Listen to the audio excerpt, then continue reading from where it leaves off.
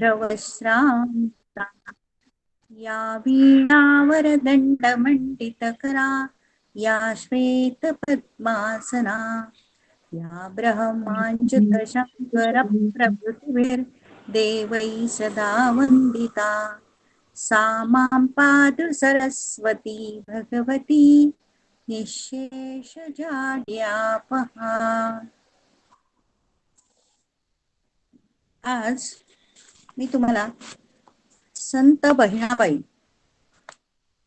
यांचं थोडक्यात चरित्र सांगणार आहे. कारण त्यांचं चरित्र सांगायला 1 तास पुरणार नाही, पण जे काही मला आवडलं भावलं ते त्यांच्या चरित्रातलं आज तुमच्या समोर मांडणार आहे.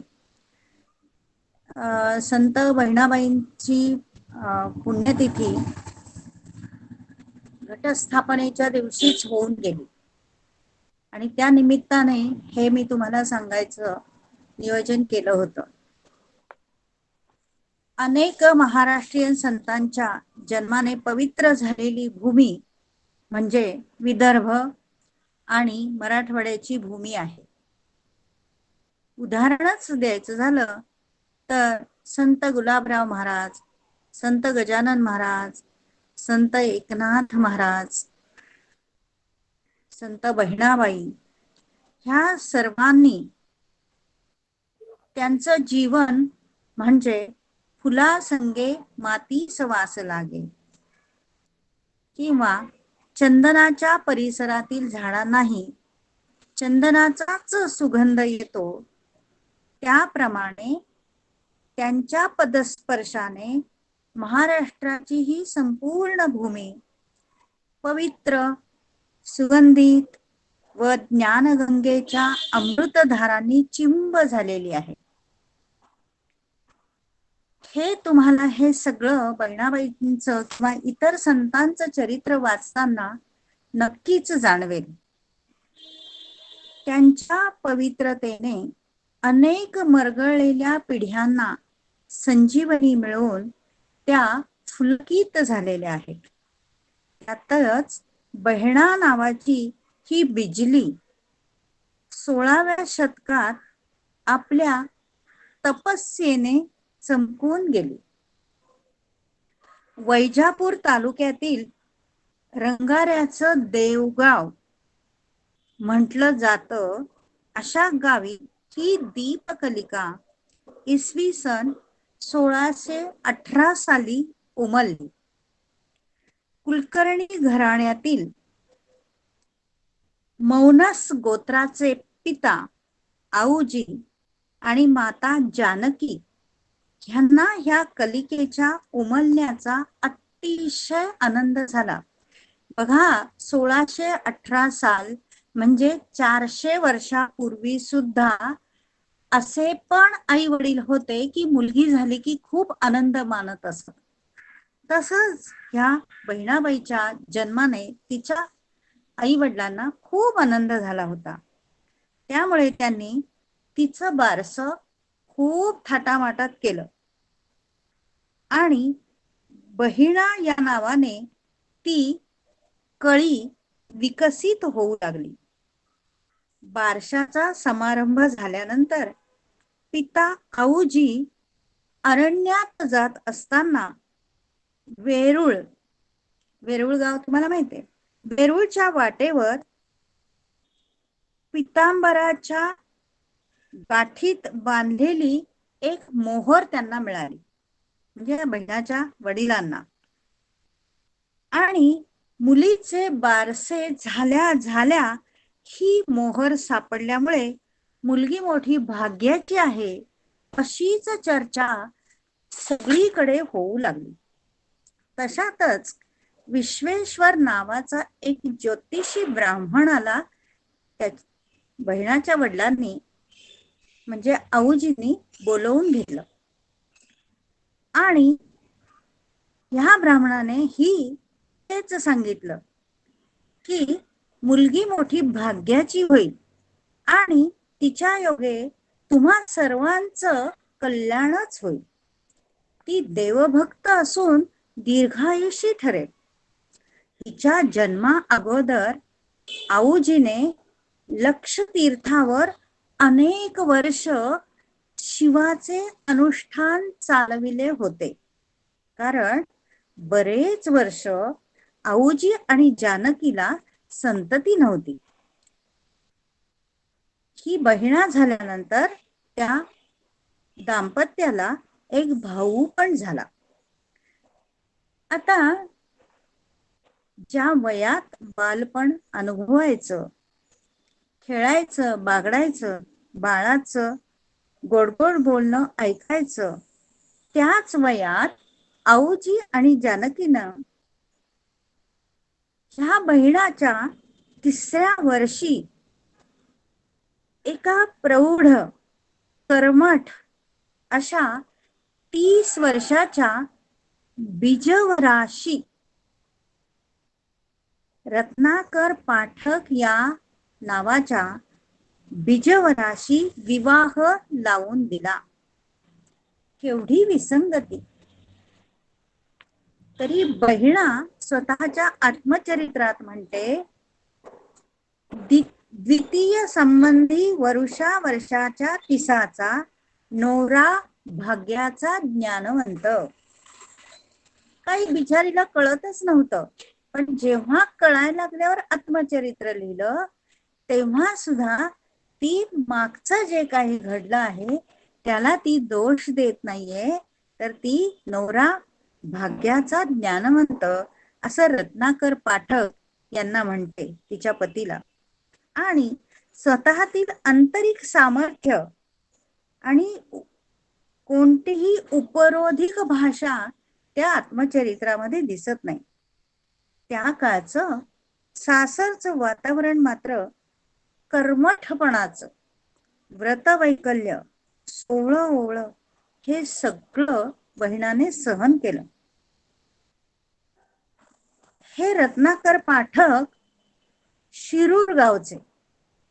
मराठवाड्यात सुद्धा एक शिरूर आहे आणि अहमदनगर जिल्ह्यामध्ये सुद्धा एक शिरूर. अहमदनगर म्हणजे पुणे जिल्ह्यात येतं. अहमदनगर वरून पुण्याकडे येताना पण एक शिरूर येतं. तर मराठवाड्यातलं हे शिरूर च्या गावचे रत्नाकर पाठक होते. रत्नाकर पाठकांच्या घरची परिस्थिती म्हणाल तर आऊजींच्या संसारात अचानकपणे भाऊबंदकी आल्यामुळे शेतीवाडी गेली, शेतमळा गेला. भाऊबंदकीस हे सगळं द्यावं लागलं आणि सत्वगुणी आऊजी मात्र रडकुंडीस आला. शेऊरला आपला जावई रत्नाकर पाठक याला निरोप धाडून त्यांनी भेटीला बोलवलं.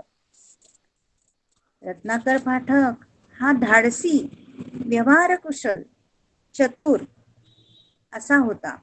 अशा जावयानं एका रात्रीतून गाव सोडून पळून जावं असा सल्ला आपले सासरे म्हणजे बहिणाचे वडील ह्यांना दिला आणि त्याप्रमाणे सर्व कुटुंब भिक्षा मागत मागत प्रवरा संगमावर आले. गोदावरीत स्नान केलं व रत्नाकर पाठक यानं त्यांना म्हणजे ह्या सगळ्या बरोबर रत्नाकर पाठक म्हणजे बहिणाचा नवरा सुद्धा होता, त्यानं महादेवाला नेलं. नंतर नरसिंहाच्या दर्शनाला नीरा नरसिंहपूरला ते आले. तेथे देखील त्यांनी कोरांनाची भिक्षा मागून आपला उदरनिर्वाह केला आणि त्यानंतर पंढरपूरला 5 दिवस भिक्षा मागूनच काढले. म्हणजे नीरा नरसिंहपूर वरून पुढे ते शनी शिंगणापूरला गेले, त्याच्यानंतर ते पंढरपूरला गेले, हे सर्व कुटुंब आणि 5 दिवस पंढरपूरला भिक्षा मागून काढले. आणि सगळ्यात विशेष म्हणजे हा सर्व प्रवास त्यांनी पायीच चालू ठेवला. शिंगणापूरहून रहिमतपूर येथे हे कुटुंब आलं आणि अनायसा रहीमपूर येथील भटजी काशीस जाणार होते. तर त्याबद्दल गावामध्ये ब्राह्मण भटजी रत्नाकर पाठक म्हणून आलेले आहेत असं ह्या त्या जे मूळचे शिंगणापूरचे भटजी होते त्यांच्या कानावर आलं, कारण त्यांना काशीला जायचं होतं. मग त्यांचं कोणीतरी काम केलं पाहिजे ना, भटजीचं काम गावामध्ये त्यांचं केलं पाहिजे. मग ह्या रत्नाकर पाठकांची ग्रामोपाध्याय म्हणून नेमणूक केली आणि त्यांना त्याच्यामुळे चरितार्थाचं साधन मिळालं. रहीमपूरला हे 2 वर्ष राहिले. रहीमपूरच्या काळात बहिणाबाई कथा, कीर्तन, पुराण श्रवण, सत्पुरुषांची सेवा यामध्ये रमल्या. त्यावेळी त्या केवळ 11 वर्षाच्या होत्या. पण रहिमतपूरला सुद्धा न राहता बहिणाला कुटुंबासमवेत कोल्हापूरला यावं लागलं. असं गावोगावी फिरून व भिक्षा मागून मागून बहिणाच्या मनामध्ये विरक्ती मुरून गेली. म्हणजे बघा ना, किती लहान वय, 11 वर्षाचं वय, संसार करायचं वय, आणि तिला असं गावोगावी फिरून भिक्षा मागून विरक्ती मनामध्ये येऊन गेली. पण ही विरक्ती जेव्हा माणसाला येते ना, ती लौकिकासाठी जरी विरक्ती वाटत असली तरी परमार्थासाठी पोषक असतं. तसंच बहिणाचं झालं आणि त्यामुळे बहिणाच्या अंतःकरणात परमात्मा भेटीची आर्तता निर्माण झाली आणि बहिणा परमार्थमय होऊन गेली. दक्षिण काशी असं कोल्हापूरला गौरविला गेलेल्या पवित्र ठिकाणी महालक्ष्मीच्या कृपेने 12ही महिने कथा, कीर्तन, पारायण, अनुष्ठान यांनी बहिणाचं मन भरून गेलं. म्हणजे रहिमतपूर नंतर त्या कोल्हापूरला आलेल्या आहेत असा अस्पष्ट असा उल्लेख त्यांच्या आत्मचरित्रामध्ये दिसतो. त्यावेळी एक दयाळू आणि उदार अंतःकरणाचा शास्त्राचा अध्ययन केलेला ब्राह्मण हिरंभट ह्याने ह्या कुटुंबाला त्याच्या घरी आश्रय दिला. त्याच वेळी समर्थांचे समर्थ म्हणजे समर्थ रामदास यांच्या सहवासात असलेले जयराम स्वामी नावाचे साधू पुरुष कीर्तन करत आणि बहिणा त्या कीर्तनाला जात असत. त्याच वेळी भागवताची सुद्धा पारायण होत होती. तर बहिणाबाई आणि वासरू, आता बघा वसुबारसेच्या दिवशी तुम्हाला ह्या कथेची खूप आठवण येईल अशी ही रम्य अशी कथा आहे की बहिणाबाईच्या वासराची ही कथा अगदी स्मरणात राहणारी आहे. घडलं असं, हिरंभट भटजींना व्रताच्या उद्यापनानिमित्त कोणीतरी गाय आणि वासरू दान दिलं होतं. पण हिरंभटला स्वप्नात कोणीतरी येऊन सांगितलं की ती गाय रत्नाकर भटाला द्या. रत्नाकर भट म्हणजे बहिणाचा नवरा.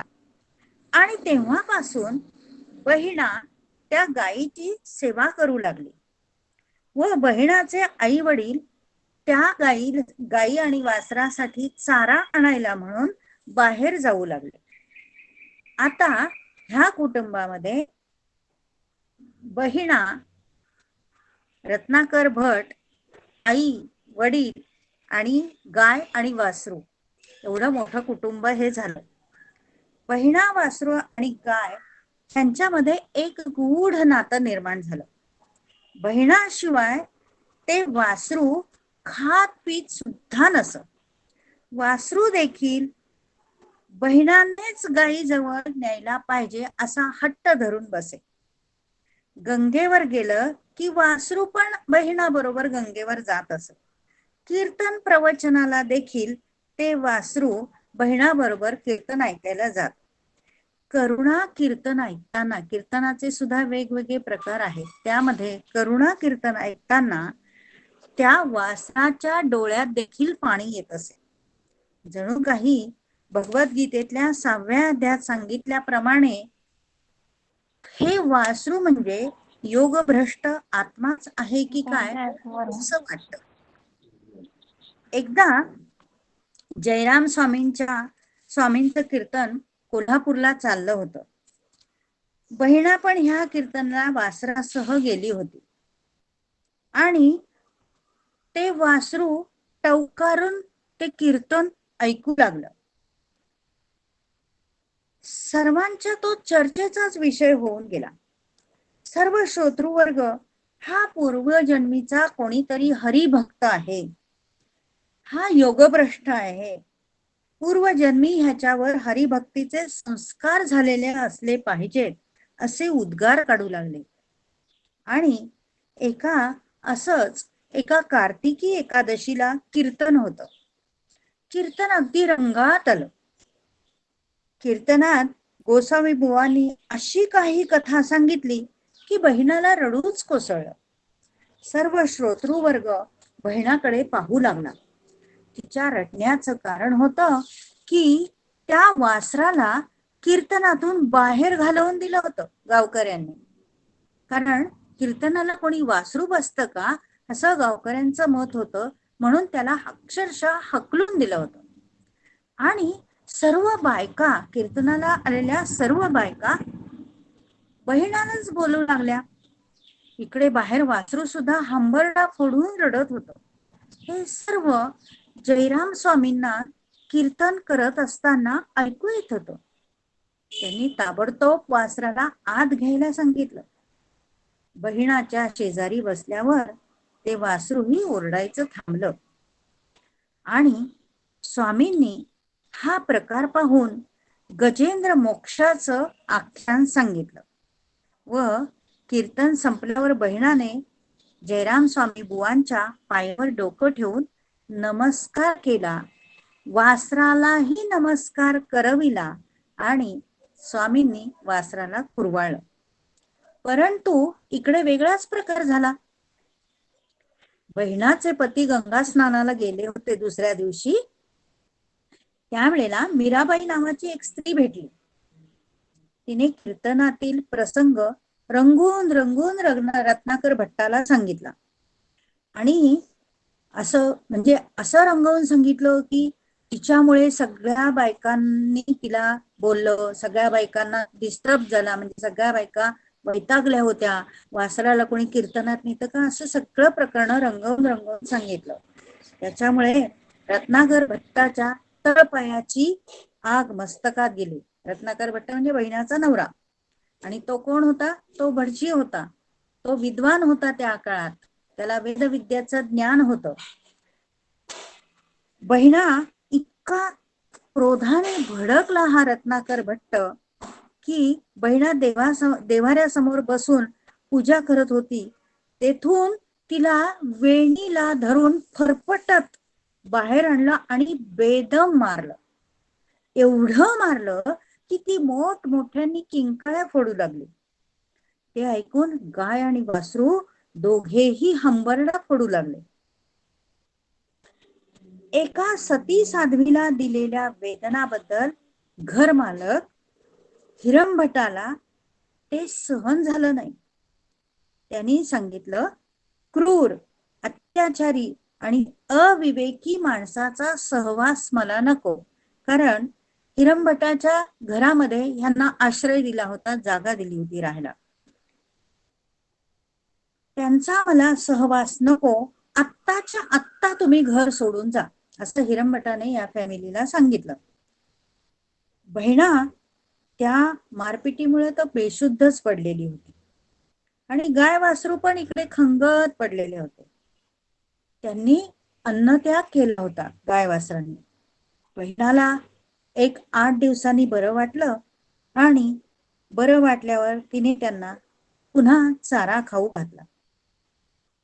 पण वासरानं बहिणाच्या मांडीवरच डोकं ठेवलं आणि हिरंभट म्हणाले, मूकं करोति वाचालम. व आश्चर्य म्हणजे वासराने पुढचा श्लोक पूर्ण करून दाखवला. यत्कृपातमहं वंदे परमानंद माधवम. हा श्लोक त्या वासराने पूर्ण करून दाखवला आणि वासराच्या मुखातला हा शेवटचा श्लोक होता. त्याच्या जीवनातला त्यांनीच म्हटलेला हा शेवटचा श्लोक होता. मूकं करोति वाचालं पंगुं लंघयते गिरिं यत्कृपातमहं वंदे परमानंद माधवम. अर्थातच वासराचा मृत्यू झाला. बहिणा वासराच्या मृत्यूने मूर्छित झाले. वासरा आणि मग वासराला सजवलेल्या गाडीतून भजनाच्या गजरात त्याची मिरवणूक काढली आणि हिरंभटाच्या शेतात पुरलं. ह्या घटनेनंतर चौथ्या दिवशी बहिणाला एका ब्राह्मणाने स्वप्नात सांगितलं, मुली, विवेक व सावधानता सोडू नको. चित्तशुद्धीसाठी, आत्मनिग्रहासाठी उपवास आवश्यक आहे, परंतु साधन म्हणून त्याकडे पहावे. बघा, खूप महत्वाचं आहे. शरीराला क्लेश होतील असा उपवास तू करू नकोस. त्याचा अभंग आहे, देह पूजिता आत्मा तोषतो, देह पीडिता आत्मा क्षोभतो. प्रत्यक्ष आता जयराम स्वामींच्या कीर्तनातले शब्द बहिणाला आठवत होते. कोणते ते शब्द? मनाच्या उन्मनी अवस्थेत सर्वत्र प्रेमच दिसू लागतं. मग परमात्म्याला मागणं काही राहतच नाही. उन्मनी अवस्था ही सगळ्यात शेवटची अवस्था आहे बरं का. आध्यात्मिक उन्नतीमधली मनाची उन्मनी अवस्था म्हणजे सगळ्यात शेवटची अवस्था आहे. अशा मनाच्या उन्मनी अवस्थेमध्ये माणसाला शत्रू कोणी दिसतच नाही. सर्वत्र प्रेमच दिसू लागतं आणि मग सगळीकडे प्रेमच दिसत असल्यानंतर परमात्म्याला मागण्यासारखं काहीच उरत नाही. धन, घर, दार, संपत्ती ही क्षणिक सुखाची साधनं आहेत हे त्या मनाला पटायला लागतं. आणि शाश्वत आनंद देणारी फक्त परमेश्वराची भक्तीच आहे याची मनोमन खात्री पटते.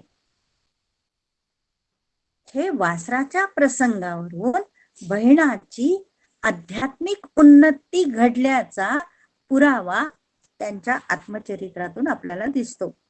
बहिणाबाई तुकोबांच्या शिष्या. बहिणाबाईला तुकोबांना भेटण्याची खूप इच्छा होती. त्याच्यामुळे सतत तुकोबांचेच अभंग म्हणत असत आणि त्यांनी आपल्या एका अभंगात तुकोबांची भेट होईल तो क्षण म्हणजे माझा वैकुंठाला गमन झाल्याचा क्षण असेल असं सांगितलेलं आहे. वासरू इहलोक सोडून गेल्यानंतर 7व्या दिवशी कार्तिक महिन्यामधला रविवार होता आणि कार्तिक वद्य पंचमी शके 1569 आणि ह्याच्यामध्ये 75 ते 78 वर्ष ऍड केले की इसवी सन येतो. पण उल्लेख शकेचा आहे म्हणून मी शके म्हणते की शके 1569 रोजी तुकोबांनी बहिणाला स्वप्नात येऊन अनुग्रह दिला.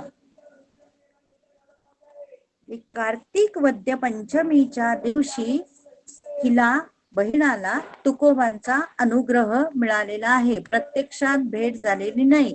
जसं तुकोबांना प्रत्यक्ष बाबा चैतन्य ह्यांची भेट झालेली नाही तशीच तुकोबांची ही शिष्या बहिणा हिला सुद्धा तुकोबांची प्रत्यक्ष भेट झाली नाही, पण स्वप्नात हा दृष्टांत दिला आणि अनुग्रह दिला.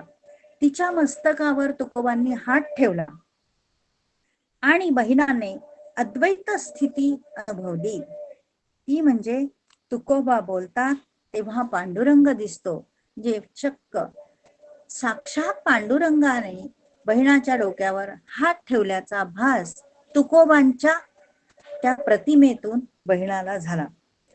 तेव्हा त्यांच्या कीर्तनातून आणि प्रवचनातून पांडुरंगच दिसतो, अशी ही राम कृष्ण हरी जो मंत्र तुकारामांना मिळाला होता, तोच ह्या बहिणांनी अनुभवला आणि तोच मंत्र बहिणा सुद्धा सतत म्हणत असे. बहिणाची कृष्ण भक्ती अपार होती. कृष्ण चिंतनाने नित्याच्या व्यवहाराचा विसर पडतो, हे बहिणाने इतक्या कष्टाच्या जीवनातून अनुभवलं होतं. सर्व वृत्ती कृष्णरूप होतात. म्हणून कृष्णाची भक्ती ही अतिशय मौलिक अशी भक्ती आहे. व्यवहाराचा विसर पडतो आणि आपल्यासाठी तर खूपच महत्वाचं आहे, कारण व्यवहारातल्या प्रसंगांमुळेच आपल्याला दुःख मिळत असतं. जर आपण कृष्ण भक्ती केली, सतत कृष्णाचं नामस्मरण केलं, तर व्यवहारातल्या गोष्टींचा विसर, व्यवहारातल्या गोष्टींचं दुःख आपण नक्कीच विसरून जाऊ. हे सांगताना बहिणा म्हणते, गवळणी बाया देखियला डोळा, गोविंद सावळा बाई यांनो. गवळणी बाळा देखियला डोळा, गोविंद सावळा बाई यांनो. वेधलीसे वृत्ती लागले हे स्थिती, गोरसा हा चित्ती विसरल्या. माझा हरी घ्या हो, माझा हरी घ्या हो, अंतरीचा भाव पालटला. माझा हरी, हरीचं तुम्ही जेव्हा नाव घेता, तेव्हा अंतरीच्या ज्या वृत्ती असतात, अंतरीचा जो भाव असतो, तो पूर्ण पालटून जातो आणि सात्विकच भाव मनामध्ये येतो. बहिणी म्हणे, गोरसाची भूक, तया हरीचे सुख काय कळे. कृष्ण भक्तीपर अनेक असे अभंग बहिणाच्या नावाने आहेत. कृष्ण भक्तीने समर्पण, समरसता आणि पावित्र्य लाभते. हे तुम्ही आता सध्या अनुभवताय सगळ्या जणी गीता शिकत असताना. गीता शिकताय म्हणजे तुमची एकीकडे कृष्ण भक्ती पण आता वाढत चालली आहे, म्हणून तर तुम्हाला गोडी लागली. तर कृष्ण भक्तीमुळे समर्पण, समरसता आणि पावित्र्य लाभते, हे बहिणाने प्रत्यक्ष अनुभवलेले आहे. बहिणा देहू, त्यानंतर बहिणा काही दिवसांनी कोल्हापूर वगैरे ठिकाणी राहून काही दिवसांनी ती देहूला गेली होती राहायला. आणि देहू सोडल्यावर परत सेऊर येथे वयाच्या 72व्या वर्षीपर्यंत राहिली आणि ते तिचे शेवटचे दिवस होते. बहिणाचा मोठा मुलगा हा मोठा कीर्तनकार झाला होता. त्याचं नाव तिनं विठोबाच ठेवलं होतं.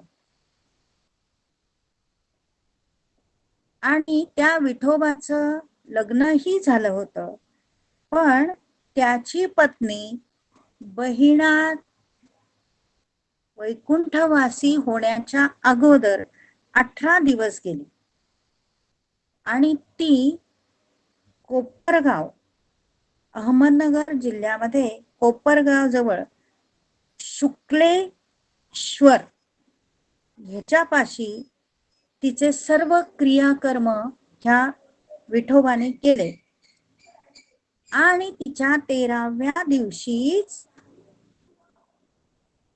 आईनं म्हणजे बहिणाने आपल्या मुलाला माझे निर्वाणीचे दिवस आले आहेत असं पत्र लिहिलं. ते पत्र खूप महत्वाचं आहे. आपल्या भगवद्गीतेच्या सिद्धांताशी खूप मिळतं जुळतं आहे. कारण भगवद्गीता काय सांगते, माणसाला पुनर्जन्म आहे आणि पूर्वजन्मीचं जे पाप पुण्य आहे तेच घेऊन आपण पुढच्या जन्मी येतो. तर बहिणाने त्या पत्रामध्ये आपले मागचे 13 जन्म कसे कसे आले आहेत ते लिहून ठेवलेले आहे. ते मी तुम्हाला आता सांगणार आहे की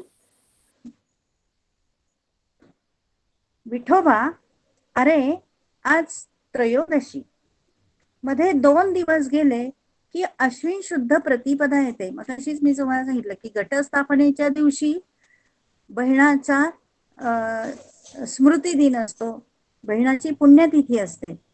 अश्विन शुद्ध प्रतिपदा येते, तिथं जाऊन पोहोचायला अवकाश तरी आहे का रे एवढा तुला? शुद्ध प्रतिपदेला हे माझं कलेवर इथंच माझ्या सिऊरलाच ठेवलं पाहिजे. या मातीत हा देह 72 वर्ष पोचला, या मातीतच तो मिळून जायला हवा, हे बरं नाही का? आणि बहिणाबाई एकाएकी गप्प राहिली. तिची दृष्टी शून्यात गेली. तिला काहीतरी आठवू लागलं. या मातीचं जन्मजन्मांतरीचं नातं तिला आठवू लागलं. ती दृश्याच्याही पलीकडे गेली होती. काळाच्या उदरात लोप पावलेला भूतकाळ तिला डोळ्यासमोर दिसू लागला. गत जन्माचे दृश्य तिच्या अंतःचक्षुसमोर सरकू लागलं. जसं दिसलं तसं ती शून्यात नजर लावून आपला मुलगा विठोबाला सांगू लागली, जन्मजन्मांतरीच्या बाळा, तीर्थ देवयात्रा वर्तता स्वधर्म, तुझे माझे जन्म गेले 12, 13वा हा जन्म पुत्रपणे झाला.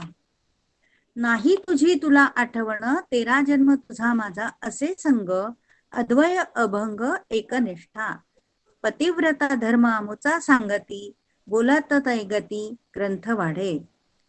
आणि तिचा अभंग आहे काय, ज्ञानेश्वरी पूर्ण पहावी हे झाली, आता ते दशा उरली थोडी, संभवता तुझ मज झाली कृपा, ओळखी ते बापा सांगितली. बहिणी म्हणे आता नाही जन्म घेणे, म्हणजे बघा बहिणीला मोक्ष मिळालेला आहे. बहिणी म्हणे आता नाही जन्म घेणे, उठले धरणे वासनेचे. आई, तुझ्या सूक्ष्म दृष्टीला दिव्य दृष्टीला दिसलेले तुझे माझे 13 जन्म मला कळू दे तरी, असं मुलगा विठोबा आईला म्हणतोय. आणि मग बहिणा तिचे 13 जन्म पूर्वीचे बाकीचे 12 जन्म आणि आताचा 13वा असं सांगू लागली. विठोबा, माझा पहिला जन्म तापी तिरी बेंडाऊत गावी झालेला आहे. केदार नावाच्या वैश्याच्या रूपवंती नामक स्त्रीचे पोटी आणि वारुणी नावाची कन्या म्हणून मी जन्माला आलेली आहे. केदार हा थोर शिवभक्त होता. बरेच दिवस त्याला संतती नव्हती. त्यानं शंकराचं अनुष्ठान केलं. बघा मगाशी पण आपण बघितलंय की बहिणाच्या आई वडिलांना बरेच वर्ष मूल नव्हतं, तेव्हाही त्यांनी शिवाचंच अनुष्ठान केलं होतं, शिवाचीच भक्ती केली होती. आणि हिनी पण शिवाचीच भक्ती केलेली दाखवली आहे, याच्यामध्ये सांगितले. याचा अर्थ मूल बाळ होत नसलं की शिवाची भक्ती करावी हे आपण याच्यातून घ्यायचं. तर शंकराचं अनुष्ठान केलं आणि शंकरानं त्याला स्वप्नात येऊन दृष्टांत दिला की ह्या जन्मी तुझ्या नशिबी पुत्र संतान नाही, पण तुला एक सुंदर मुलगी होईल. मुलीचं नाव वारुणी असं ठेव. ही मुलगी फक्त 13 वर्ष जिवंत राहील. शंकराच्या भक्तीशिवाय मला दुसरं काहीच प्रिय नव्हतं. माझ्या या पहिल्या जन्मात विठोबा तू केदार वैश्याच्या गुरुच्या घरी नोकर होतास. म्हणजे मुलगा आणि स्वतःच दोघांचंही पूर्वजन्मीचं ती सांगतेय की तू वैश्याच्या गुरुच्या घरी नोकर होतास. तुझी आणि माझी ओळख झाली. मुलगी अल्पायुष्य असल्यामुळे हिचं लग्न करू नको असं गुरुनं केदारला सांगितल्यामुळे मी या पहिल्या जन्मामध्ये अविवाहित राहिले आणि 13व्या वर्षी मरण पावले. म्हणजे बहिणाचा पहिला जन्म फक्त 13 वर्षाचा होता आणि अविवाहित होऊन ती राहिली. माझा दुसरा जन्म फल्गु नदीच्या तीरावर कुमक चक्र नामक गावी झाला. तोही एका वैश्याच्या पोटीच झाला. हा वैश्य मोठा सात्विक वृत्तीचा होता. तो शिवभक्तच होता. विरक्त आत्मवेत्ता म्हणून त्याच्याकडे लोक आदराने पाहत असत. सर्व आगमशास्त्रामध्ये पारंगत आणि आत्मज्ञानी असा सुवर्ण नामक ब्राह्मण त्याचा गुरु होता. विठोबा त्या ब्राह्मणाचा शिष्य होता. त्या सात्विक वृत्तीच्या वैश्याला 7 मुलं होती. परंतु कन्या मात्र नव्हती. कन्या प्राप्तीसाठी गुरुने त्याला वैष्णवी मंत्र उपासनेने अनुष्ठान करायला सांगितलं. वैश्याने त्याप्रमाणे अनुष्ठान केले असता त्याला स्वप्नात दृष्टांत झाला की तुला एक सुशील कन्या प्राप्त होईल आणि तिच्या हातून तुला द्रव्य प्राप्ती होईल.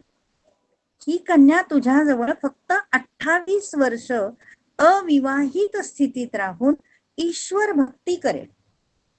वैश्याच्या पोटी लवकरच माझा जन्म झाला आणि 28 वर्ष केवळ ईश्वर भक्ती करूनच मी जगले आणि 28व्या वर्षी देहत्याग केला. म्हणजे पहिले 13 वर्ष आणि हे 28 वर्ष, असे 41 वर्षाची आता ही पूर्वजन्मीचं जर धरलं तर 41 वर्षाचं झालं. माझा तिसरा जन्म गोदावरी काठी ब्रह्मगिरी येथील वर्धमान शेट्टी नामक एका धनाढ्य अशा वैश्याच्याच पत्नीच्या उदरी झाला. वर्धमान शेट्टीच्या पत्नीचं म्हणजे या तिसऱ्या जन्मातील माझ्या आईचं नाव होतं भामिनी. तिला 4 मुलगे होते. विठोबा हा त्यापैकीच एक होता. ह्या जन्मीचं माझं नाव होतं हेमकला. मी वयात आल्यावर वर्धमानानं माझ्या विवाहाचा विचार केला, परंतु माझ्या आई स्वप्नात दृष्टांत झाला की या मुलीचा विवाह करू नये, म्हणून आई वडिलांनी माझ्या विवाहाचा विचार सोडून दिला. अशा रीतीने मी आपले 24 वर्षाचे आयुष्य एका सत्वस्थ ब्राह्मणाच्या सेवेत आणि हरिस्मरणात घालवले. त्या रागकला ब्राह्मणाच्या घरी विठोबा तू पण होतास. वयाच्या 24व्या वर्षी मी आपला देह ठेवला आणि अशा रीतीने माझे पहिले 3 जन्म झाले. 4था, 5वा, 6वा आणि 7वा हे माझे 4 जन्म योगभ्रष्ट अवस्थेत गेले. यावेळी बहुधा गवळ्याच्या घरी जन्म घेऊन गायीचे पालन पोषण करणे, संगोपन करणे, नाम संकीर्तन, वैष्णवांच्या सहवास सारा वेळ घालवणे, तीर्थयात्रा करणे इत्यादी आवडीच्या गोष्टी करण्यातच हे माझे 4ही जन्म गेले. 7व्या जन्मी मी 66 वर्ष जगले. आता 7व्या जन्माचं तुला वृत्तांत सांगते. हे विठोबा आपला मुलगा त्याला बहिणा सांगते. मागच्या 4 जन्मांचा वृत्तांत तू सोडून दे. 8व्या जन्मात वेरुळातील धर्मदत्त नावाच्या एका ब्राह्मणाच्या उदरी माझा जन्म झाला. तो मोठा शास्त्रज्ञ आणि ब्रह्मवेत्ता होता. माझी आई वडिलांसारखीच तेजस्वी होती. 8व्या वर्षी माझं लग्न झालं, परंतु भ्रतात लवकरच निजधामास गेले. संसारात माझे मन रमत नसल्यामुळे पारमार्थिक दृष्ट्या ही घटना माझ्या पथ्यावरच पडली. वयाची एकूण 18 वर्षे भागवत श्रवणात घालवली. 8व्या जन्मी भागवत श्रवण. आणि 18व्या वर्षी मी देह ठेवला. 9वा जन्म मी याच आई वडिलांच्या पोटी त्याच ठिकाणी घेतला आणि या जन्मी 9च वर्षाचं आयुष्य मला लाभलं. माझा 10वा जन्म कौशिक ब्राह्मणाच्या घरी झाला. या जन्मी मला 42 वर्षाचं आयुष्य लाभलं. या अवधीत मला 3 पुत्र झाले. त्यातलाच पहिला पुत्र तू होतास. त्यावेळी तुझा आणि माझा गुरु एकच होता. त्याचं नाव केशव होतं. या जन्मात नित्य हरी कथा, वेदांत श्रवण, नित्य करी स्नान शिवालय, देवाचे दर्शन, नित्य सेवा विधत, आत्मज्ञाने बोध शांत देही, कन्येची या रूपे जन्म म्या घेतला, काळ तो क्रमिला काही तेथे. पितयाने लग्न केले कन्यादान, पाहोनी ब्राह्मण शुक्ल भिक्षा, ब्राह्मणाची भिक्षा करिता कोरान्न, गायीचे पाळण घरी तया. अशा तऱ्हेचा माझा आयुष्यक्रम होता 10व्या जन्मीचा. विठोबा गोदातीरी प्रवरा संगमी एका मध्याधीन शाखेचा गोकर्ण नावाचा ब्राह्मण राहत होता. त्याच्या पतिव्रता स्त्रीचं नाव होतं सगुणा. हा ब्राह्मण अयाचित वृत्तीने राहत असे. या सत्वस्थ आई वडिलांचे पोटी माझा 11वा जन्म झाला. या जन्मीचं नाव होतं सौजिन्या. माझ्या आईचं नाव होतं सगुणा भूता.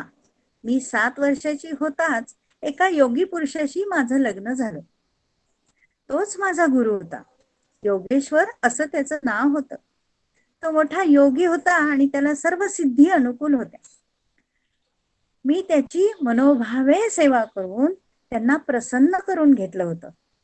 तेव्हा त्यांनी मला योगाचं आसन शिकवलं.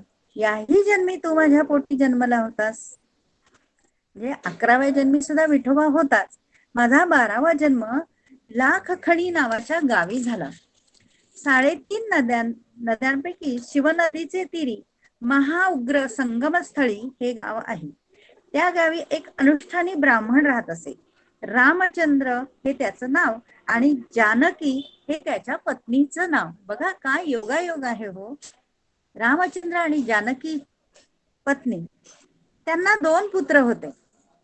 तिसरी कन्या म्हणून माझाच जन्म त्यांच्या उदरी झाला आणि पुढे एका थोर गणपती भक्ताशी माझा विवाह झाला. तयाचे घरी निराहार देही सेवा सुख पाही घेतले म्या. विरक्त मानस विषय भोगी त्रास सदा निजध्यास आत्मनिष्ठ. रामचंद्र पिता राम उपासक अत्यंत विवेक ज्ञानतया. माझे अंतरीचा जाणून या हेत केले माझे चित्त स्थिर तेणे. लावणी समाधी बैसवी सन्निध अंतरी तो बोध ठसावला. स्वधर्म गौरव देऊनिया पती सेवा आत्मस्थिती करी त्याची. कोठे चित्त अणुमात्र ही न बैसे सदा निजध्यासे देह वर्ते.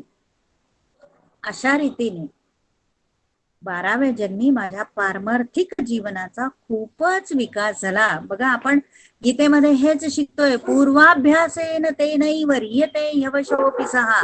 6व्या अध्यायातला हा श्लोक आहे की एका जन्मीचं पुण्य नसतं. म्हणून आपण आता सध्या अनेक आपल्याला जेवढं काही करता येईल, आध्यात्मिक जेवढं काही करता येईल, पारमार्थिक जेवढं काही करता येईल ते नक्की आपण करूया.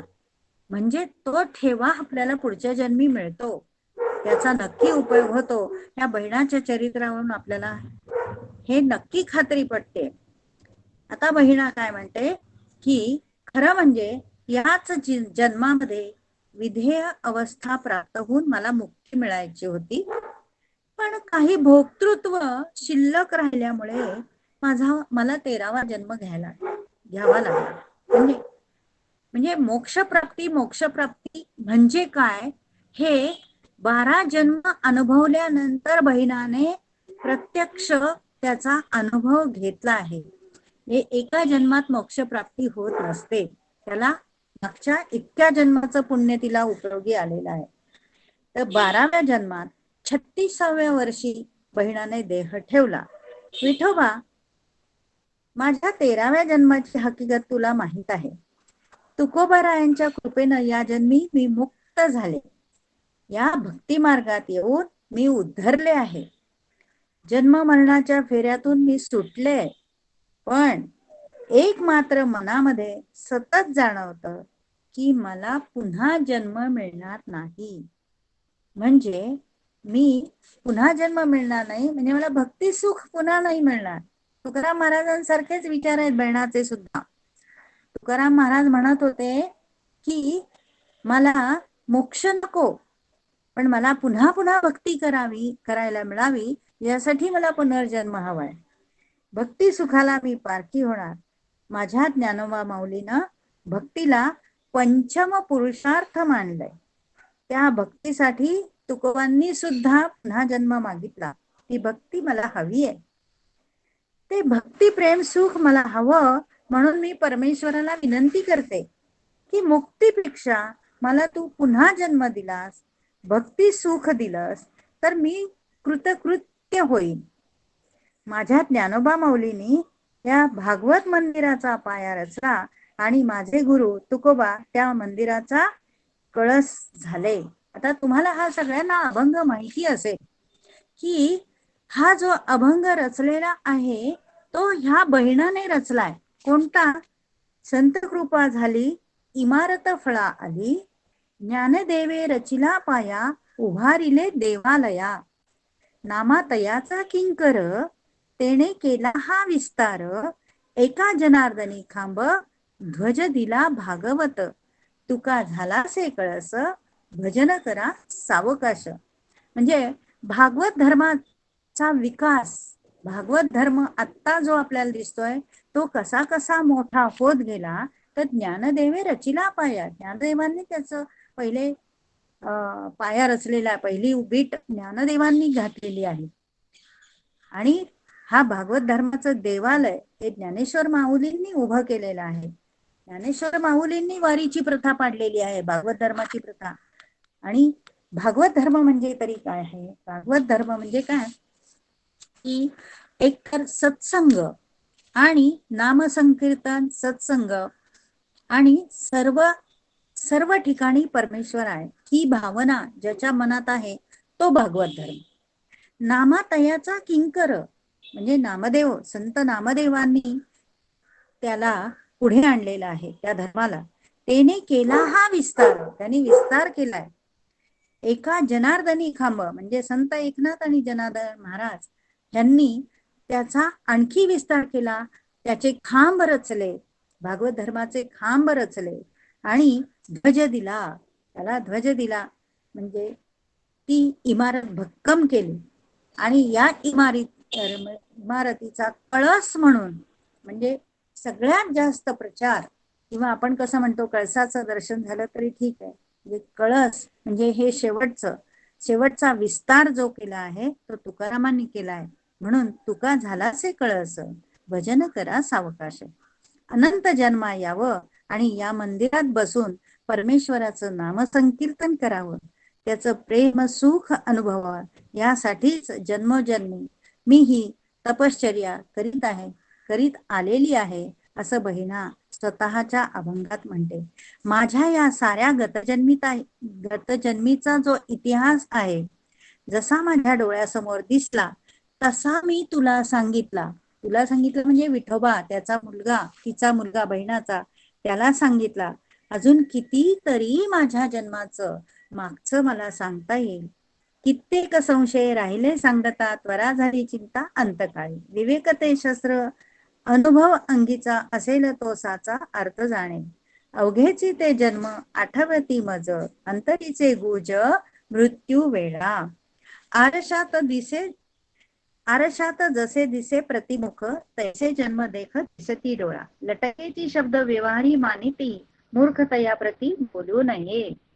विठोबा, या जन्मात माझी ही 72 वर्षाची आयुर्मर्यादा आज सिद्धासनी पूर्ण झाली. आता माझे देहवसान होण्यास फक्त 16 प्रहरांचा अवधी राहिलाय. शेवटचे बोल आहेत हे बहिणाचे. आणि या सिद्धासनावर आरूढ झाल्यामुळे मला दिव्य दृष्टी प्राप्त झाली आहे. त्यामुळे मला गतजन्मीचा सारा चित्रपट डोळ्यासमोर, आपण जे गीतेत वाचतो, गीतेत आपण जे श्लोक शिकतो, त्याची अनुभूती म्हणजे बहिणाचं चरित्र आहे. हे आपण तिचं चरित्र वाचलं आपल्याला खात्री पडते की त्यातला प्रत्येक श्लोक, आपण एरवी पुष्कळ वर्णन म्हणतो की भगवंताची, हे गीतेतले श्लोक म्हणजे भगवंताची वचन आहेत, ती सत्य आहेत, अमुक आहे, ती खरी आहे, ते प्रत्यक्ष भगवंताच्या मुखातले आहेत. त्याचा साक्षात अनुभव बहिणाबाईंनी घेतलेला आहे. आणि बहिणा आता म्हणते की माझे देहवसान होण्यात फक्त 16 प्रहर अवधी राहिलेला आहे. या सिद्धासनावर आल्यामुळे मला दिव्य दृष्टी आलेली आहे. म्हणून मी मागचे सर्व जन्म सांगू शकले. मृत्यू काळ सुद्धा मला 18 दिवसांपूर्वीच कळून चुकला आणि तुला तुझ्या पत्नीच्या उत्तर कार्यासाठी गोदातीरी राहावे लागणार हे मला समजलं होतं. म्हणून मी तुला माझ्या मृत्यूची कल्पना आधीच दिली. पण एक गोष्ट मात्र निश्चित ध्यानात ठेव की हे सारं काही मी तुला माझ्या मनचं सांगितलेलं नाहीये. माझ्या रूपानं ही देववाणी घडली आहे आणि ही देववाणी जो असत्य मानेल तो मात्र नरकात जाईल. बाळा विठोबा, तुकयाच्या संगतीत मी भक्ती आत्मसात केली, जीवन प्रेमरूप करून घेतलं.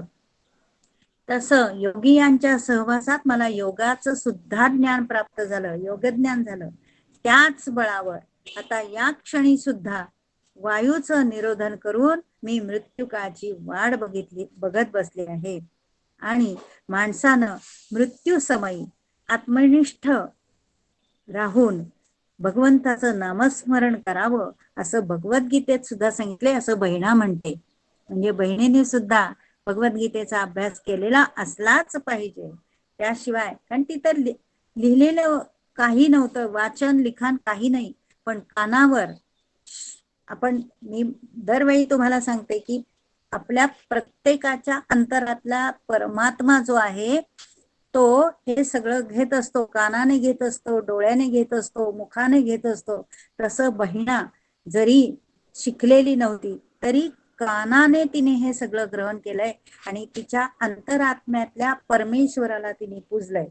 देहात अग्नीचं बळ असून हृदयात तिची ज्योती अगदी पेटलेली आहे, तेवती आहे. माझा जन्म, माझा मृत्यू शुक्ल पक्षात दिवसा आहे, हे सुद्धा तिने बहिणाने लिहून ठेवलंय.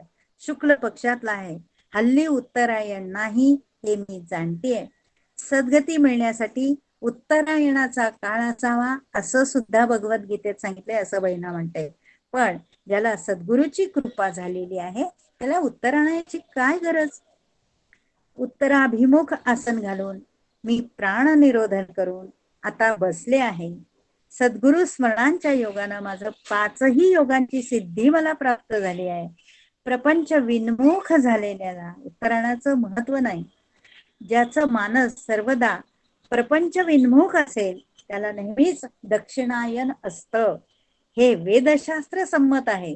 आणि नाशिकच्या आपले जे क्षीरसागर महाराज आहेत, तुम्हाला आठवत असेल सगळ्यांना की त्यांचा सुद्धा मृत्यू अमावस्येच्या दिवशी झालेला आहे. म्हणजे त्याला शुक्ल पक्ष पाहिजे असं नाही, कारण हे खूप महत्वाचं आहे की ज्याचा मानस सर्वदा प्रपंच विन्मुख झाला असेल त्याला दक्षिणायन काय, शुक्ल पक्ष काय, किंवा दिवसा किंवा रात्र मरण येणं काय, ह्याची काहीही आवश्यकता नाही. आणि माझाही अनुभव असाच आहे. माझं संचित आणि क्रियमान माझं भोगून झालंय. किती आनंदी हो ही बहिणा, एवढे हाल सोसले. अजून एक खूप कठीण प्रसंग तुम्हाला सांगायचाच राहिला की त्या बहिणाला इतका त्रास दिलेला आहे. गावकऱ्यांनी म्हणू नका, नवऱ्याने म्हणू नका, पण तिने कधीही नवऱ्याबद्दल सुद्धा अपशब्द सुद्धा काढलेला नाही, कधीच नाही. अशी ही साध्वी स्त्री होती. आणि विरक्ती आणि वैराग्य यांच्या योगानं तिची मनोभूमिका शुद्ध झालेली होती. आणि विवेक आणि वैराग्य गीतेत सांगितलेलंच आहे, 6व्या अध्यायातच सांगितलेलं आहे की जेव्हा अर्जुन प्रश्न विचारतो की हे चंचलम हि मनः कृष्ण प्रमाति बलवद्रम तस्याहं निग्रहम म्हणणे वायोरिव सुदुष्करम. माझं मन चंचल आहे आणि त्याचा निग्रहच होत नाही, मग ते कसं होईल, किती दुष्कर आहे, किती अवघड आहे. तर भगवंत त्याला उत्तर देतातच ना. भगवंत म्हणतात काय, अभ्यासेन तू कौंतेय वैराग्येन च तू गृह्यता. म्हणजे अभ्यास आणि वैराग्य ह्या दोन गोष्टींच्या बळावर तू योग साधनेमध्ये पुढे जाऊ शकशील. आणि बहिणाला पण तसंच झालेलं आहे की वैराग्य आणि विवेक. अभ्यास म्हणजे काय, विवेक केव्हा येतो माणसाला, तर अभ्यासानेच विवेक येतो आणि वैराग्य. तर असं ही बहिणा म्हणते की मी हे कलेवर माझं शरीर इथेच ठेवून जायचं आहे आणि मी जाणारी, मी राहिले कुठे निराळी. म्हणजे जी जाणारी आहे तिचा देह हा भगवंताशी पूर्णपणे एकरूप झालेला आहे. तो जीर्ण देह आहे, तो पवित्र झालेला आहे, तो पावन झालेला आहे. परमात्म तत्वात तो आता विलीन झालेला आहे आणि ते आत्म्याचं मंदिर होतं. या मंदिराला सोडून जाताना त्याची पूजा केलीच पाहिजे. हा असा, हे असं आत्मा नवद्वारे पुरे देही नैव कुर्वन्न कारण, त्या श्लोकाच्या वेळेस मी हेच सांगितलं होतं सगळं की अंतरात्मा जो आहे त्या आत्माराम मंदिराला सोडून जाताना त्याची पूजा केलीच पाहिजे. विठोबा, आज मी माझं मरणच माझ्या डोळ्यांनी पाहत आहे. हे आत्मतत्व अनंतात विलीन झालेलं आहे आणि या कलेवरचं क्रियाकर्म मला उरकलंच पाहिजे, असं म्हणत म्हणत बहिणाने सर्व वृत्तांत 13 जन्माचा सांगून आपल्या मुलाला सांगून की तो किती जन्म त्याच्याबरोबर कसा विठोबा आणि ती एकत्र कशी अनेक जन्म आहे असे सगळे पूर्ण वृत्तांत हे केवळ योग साधनेने आणि तिच्या आयुष्यात असे प्रसंग आल्यामुळे ती परमार्थाकडे वळली आणि परमार्थाच्यामुळे तिला काय फायदा झाला हेच आपण हिच्या या चरित्रातून लक्षात घ्यायचं आहे की परमार्थ करणं म्हणजे आपणच आपल्याला न्याहाळणं आहे. आपलं जीवन कसं आहे, पुढचं जीवन कसं आहे, मागचं जीवन कसं आहे, आपणच आपलं शोधतो. आणि म्हणून गीतेचे जे सिद्धांत आहे की अनेक जन्म भगवंत सांगतायत अर्जुनाला दुसऱ्या अध्यायात की नाही की तुला तुझे मागचे जन्म माहित नाहीत पण मला माहिती आहेत. मला माहिती आहे म्हणजे भगवंत या बहिणामध्ये नक्कीच हा प्रगट झालेला आहे म्हणून मागचे जन्म बहिणाने सांगितलंय.